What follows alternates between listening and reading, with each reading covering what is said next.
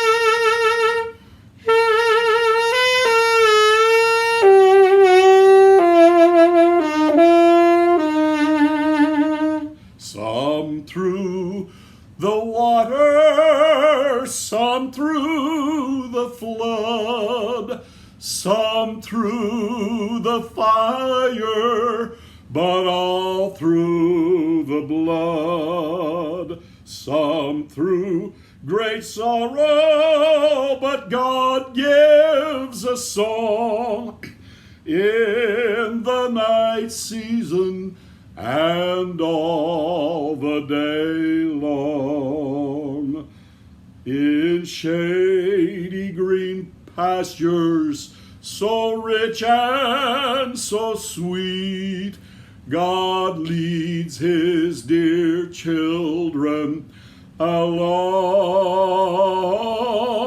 Where the water's cool flow bathes the weary one's feet, God leads his dear children along. Some through the water, some through the flood, some through the fire, but all through the blood. Some through great sorrow, but God gives a song in the night season and all the day long. Sometimes on the mount where the sun shines so bright, God leads his dear children along.